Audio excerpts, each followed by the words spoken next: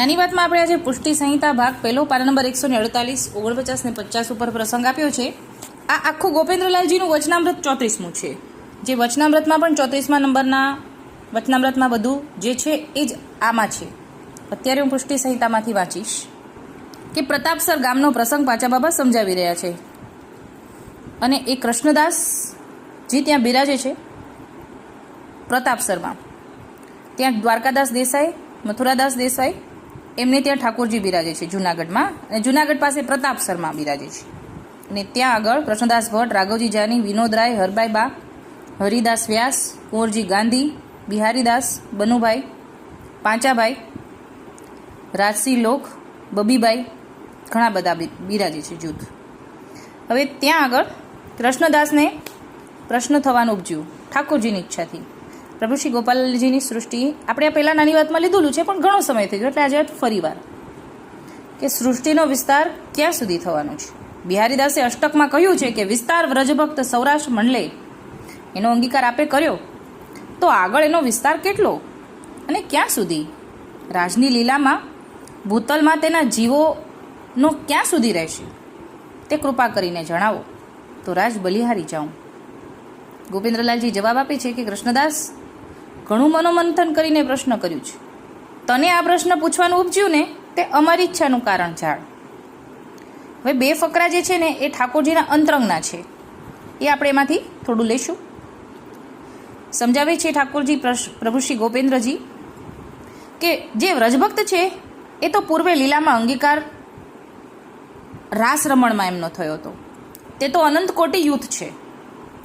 એ બધા પુષ્ટિજીવો પુરુષોત્તમના શ્રીઅંગમાંના છે અને તે લીલા કરવા માટે જ પ્રગટ થયા છે. તે જીવ શ્રીજીની શ્રી અંગની સેવાના રમણકા જે પધાર્યા છે, તે ભૂતલમાં વ્યુચરણ પામ્યા છે. એક પ્રેમને અને સ્નેહનું જ કારણ છે. એ બધા જીવો સાધન દશાના નથી, આ પુષ્ટિ માર્ગના પ્રેમ લક્ષણના ભક્તિવાળા છે. આ બધું તને સંક્ષેપમાં સમજાવું છું, પહેલાં તું એ ગ્રહણ કર. આ વાતનો વિસ્તાર પ્રસંગ તો ઘણો બધો છે. એમાં વ્રજભક્તો પૂર્વે વરદાયક થયા, રાસ રમણ કરતા તૃપ્તિ ન પામ્યા અને પછી પાછા વરદાયક થયા. શ્રીજી તેના વચને બંધાયા અને કળજુગમાં પ્રજમાં પ્રગટ થવાની આજ્ઞા થતાં પ્રજમાં પ્રગટ થયા. એટલે કે જીવોને રાસમાં આજ્ઞા કરી કે કળજુગમાં સુખ દેશું પરી, અને એમાં પણ પ્રજમાં પ્રગટ થાવ, અમે પ્રજમાં પધારશું.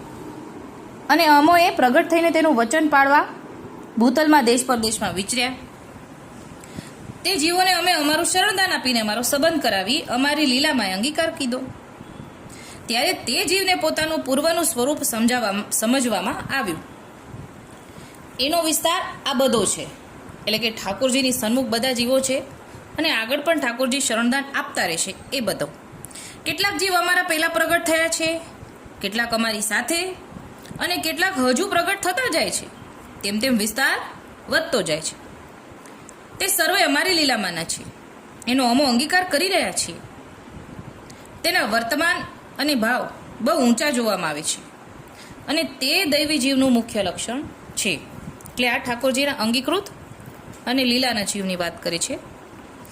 હજી પણ એક ફકરો છે કે એ બધા જીવ પ્રાકૃત દશાના ન સમજવા, અલૌકિક દશાના સમજવા. એટલે લૌકિક દેહ નથી, લૌકિક બુદ્ધિ નથી, લૌકિક કાર્યો કરવા નથી આવ્યા અહીંયા. તેથી અમારી સાથે રમણ કરવામાં અને સેવા સમરણ કરવાના અધિકારી થયા છે. કેમ કે જો બરોબરી આપણી ઠાકોરજી સાથે ન થઈ શકે, ઠાકોરજીએ જ્યારે શરણદાન આપ્યું અને ઠાકોરજીના લીલાના જીવ છે એ અધિકારી છે, ત્યારે ઠાકોરજીની સેવા કરી શકે છે. ઠાકોરજીના અંતરંગ છે અને ઠાકોરજીની આજ્ઞા પ્રમાણે જીવે છે અને ઠાકોરજીની જ સેવા માટે પધાર્યા છે. એટલે અહીંયા એમ સમજાવે છે કે એને અલૌકિક જ સમજવા, લૌકિક ન સમજવા. અને એ અમારી સેવા સમરણ કરવાના અધિકારી છે. તેઓ પોતાના પતિનું વરણ પામ્યા છે, જેથી પતિવ્રતાના ધર્મ કરીને રહ્યા છે. પતિવ્રતા પોતાના પતિની આજ્ઞાનું ઉલ્લંઘન કરે તો ક્ષણમાં તેનું પતિવ્રતાપણું ભાંગે, પછી તો તે બહિર્મુખ થઈ જાય. તેવા જીવનો અંગીકાર કરતા નથી. તે જીવ અમારી લીલામાં એના નથી. એટલે હવે ઠાકોરજી એમ સમજાવી રહ્યા છે, જે મારી આજ્ઞા પાલન નથી કરતા એ મારા નથી એટલે નથી કરતા. તે તો અન્ય આશ્રય સ્વપ્ને પણ ન કરે. જે મારા જીવ હોય એ સ્વપ્નમાં પણ અન્ય આશ્રય ન કરે. અણસમર્પ્યું અન્ન ક્યારેય પણ ગ્રહણ ન કરે. તે તેનો આ માર્ગનો મુખ્ય ઠેરાવ છે. પતિવ્રતાપણાનું એક ટેકનું વ્રત છે, તે મુખ્ય લક્ષણ છે. આવા લક્ષણ જેનામાં હોય ને તે પુરવના જીવ સમજવા. એટલે ચોખ્ખે ચોખ્ખું આપણને સમજાવે છે કે પુરવના જીવ કેવા હોવા જોઈએ. તો આ પ્રમાણેનો આચરણવાળા જીવ પુરવના જીવ હોવા જોઈએ એ સમજવા. દેખાદેખીએ શરણાગત થયો છે તેનું બાનું કંઈક સ્વાર્થનું સમજવું. આ બે વાના છૂટતા નથી. એટલે કે અણસમર્પ્યું ને અન્યાશ્રય આ બે વાના જો છૂટતા નથી તો પછી એનો અંગીકાર આ માર્ગમાં સર્વથા ન થયો ગણાય. સર્વથા ન થયો ગણાય. આ ત્યાગ અલૌકિક છે.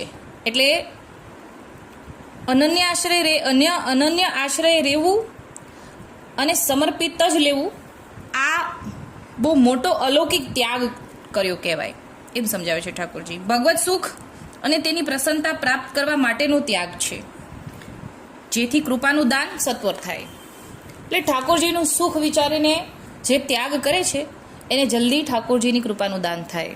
હવે ફકરો આવે છે આગળ વિમુખજનનો. તો એમાં કે છે કલિકાળમાં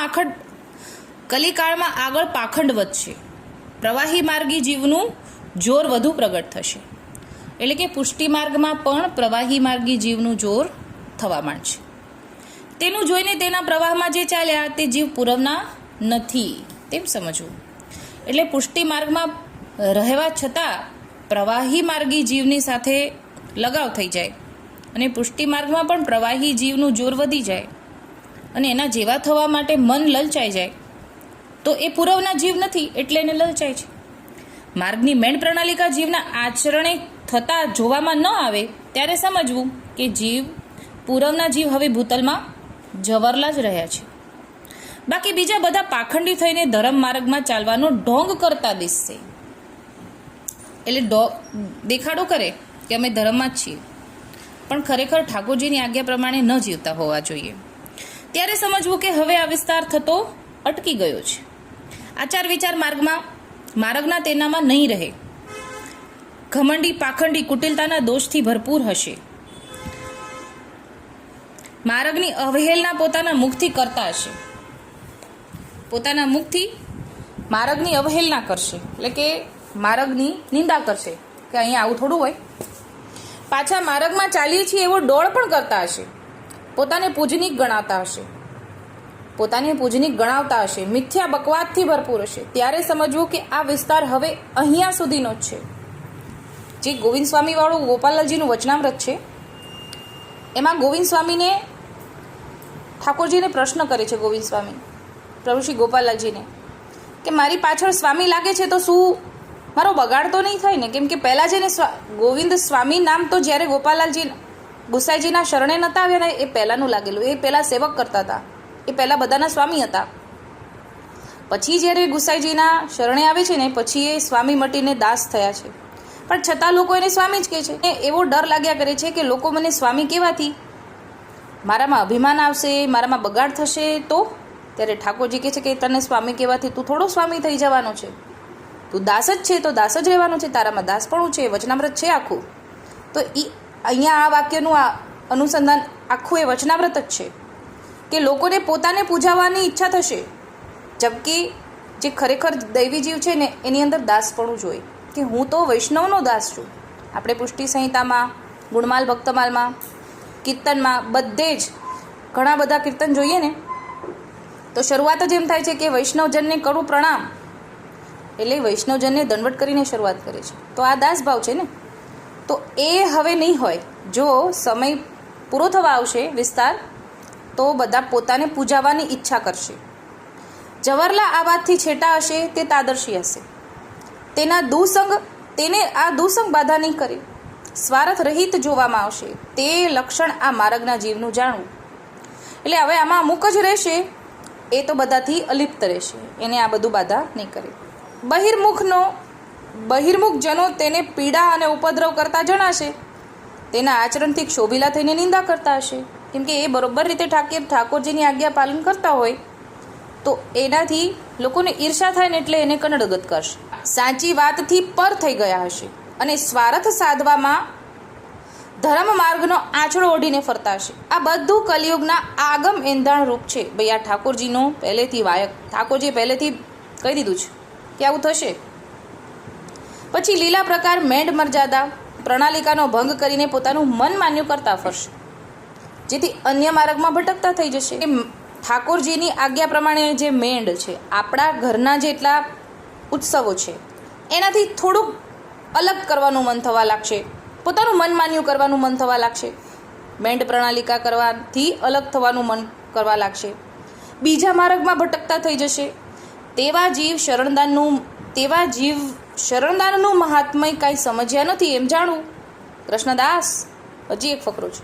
આ માર્ગની આચાર સંહિતાનો તો લોપ થતો જણાશે. જીવો ખાન પાનના મિથ્યાચારી બનીને સ્વાર્થથી વિમુખ બનતા જશે, સ્વધર્મથી વિમુખ બનતા જશે. અભક્ષ્યનું ભક્ષણ કરતાં સંકોચ નહીં થાય એટલે ન ખાવા જેવી વસ્તુ પણ ખાવા લાગશે. મિથ્યાચારને આચાર સમજવા લાગશે અને લૌકિક આસક્તિઓ વધતી જશે. આ બધું જોવામાં આવે ને ત્યારે સમજવું કે સ્વધર્મનો લોપ થતો જાય છે. પોતાનો સ્વાર્થ સાધવા દ્રવ્યના લાલચુ બનીને ધર્મ માર્ગના સિદ્ધાંતના અવળા અર્થો સમજાવશે. એટલે કે હું ધર્મ સમજાવું, પૈસા આપો, એ પ્રમાણે ભગવત કાર્યના નિંદક થઈ જશે. સેવા સમરણના પ્રમાદી થતા જોવામાં આવશે. વાસ્તવિક લીલાના દર્શન બંધ થઈ જશે અને બધી માયિક લીલા જોવામાં આવશે.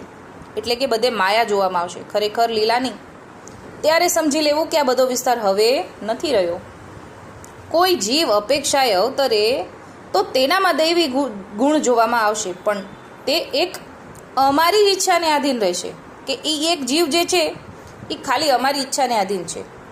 કૃષ્ણદાસ આ બધું તો સંક્ષેપમાં સમજશો, ક્યાં સુધી કહીએ. ઠાકોરજી કે મારી પાસે ઘણું બધું છે, હજી આગળ ઘણું બધું થવાનું, પણ હું ટૂંકમાં કહું છું. તમે બધા તો આ વાતથી પર છો, એટલે કે તમે આ બધામાં આવતા નથી, તમે તો મારા છો. અને જે આ વાતથી પર રહેશે તેને શ્રીજી પોતાનો કરીને જાણશે. મુખ્ય એક દ્રઢાશરો અને અણસમર્પિતનો ત્યાગ, એવા સેવા સમર્પણ અને તાદર્શી ભગવદીનો સંગ, ભગવત કથા વાર્તામાં જેની દ્રઢ આસક્તિ રહેશે તે જીવ અમારી લીલાનો અધિકારી છે. ઠાકોરજીની લીલાનો અધિકારી આ પ્રકારના જીવનમાં અગર આપણને એવો રસ છે આ પ્રમાણે, તો ઠાકોરજીના જીવના અધિકારી આપણે છીએ એમ સમજવાનું. તેને પ્રાપ્ત નિશ્ચય છે, બાકી તો અધોગતિને પામશે, એમાં સંશય નથી. આગળ કહ્યું તેવા આચરણ જીવમાં જોવા મળે ત્યારે આ વિસ્તાર બધો અટકી ગયો છે, સમજજો. આટલું હતું ગોવિંદલાલજીનું 34મું વચનામૃત. આપણે આમાં જોઈએ કે આમાં જેટલા લક્ષણો કીધા છે, 2 પ્રકારના અલગ અલગ જીવોના કહ્યા છે. આમાં આપણે જોઈએ, સમજીએ અને ઠાકોરજી ભગવદીના ચરણમાં રહીએ અને ભગવદીઓને વિનંતી કરીએ કે આપણને ભગવદીઓનો જ સંગ કરાવે. અત્યારે આટલું જ બોલીને મારી નાની વાતનો